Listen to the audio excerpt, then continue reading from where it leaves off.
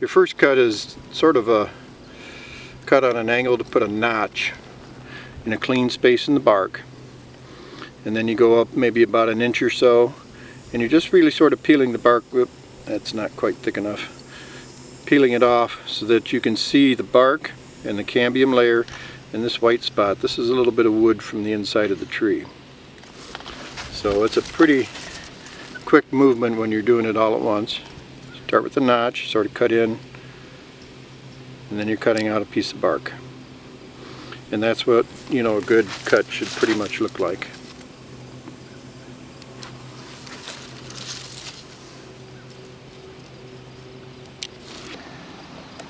Cutting the bud off the bud stick is probably the most difficult part. So after you've cut it off, and it goes into that same slot that you cut out of the rootstock, and it should match up.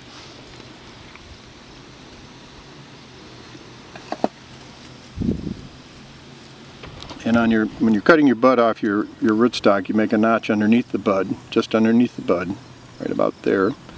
And then you go up about 3/4 of an inch, and you're slicing off. That was not a good one. Let's try it again.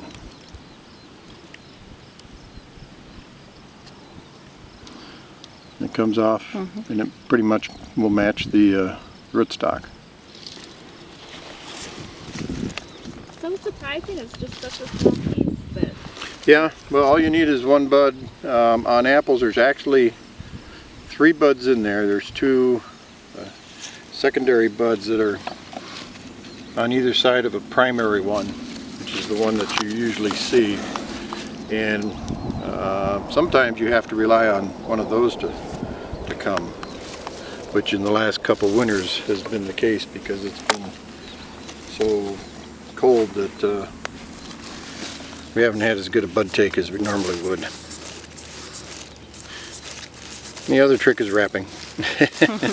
One thing you want to do is you want to line up the bud, you know, pretty much as if you're replacing that bark. If it's crossways or something like that, you know, you straighten it out.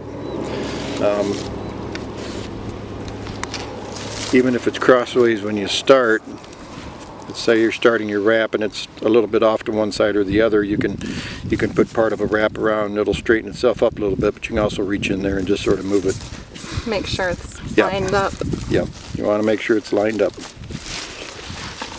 And a good tight wrap, you know, so that the bud, you know, is pressed up against the rootstock really tight. Looks like you're doing a slip knot at the end. It is, yep. It's just goes underneath. And you know, one you know, all the way up to the top, and then you sort of stretch it, tighten it up, and it'll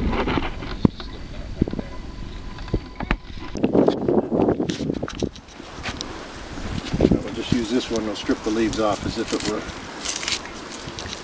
Actually, in the spring, it's going to look like this. That's good enough, I think.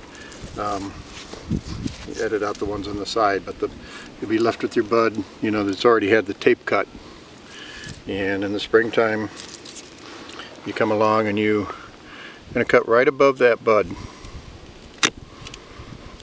And that'll make that bud force out.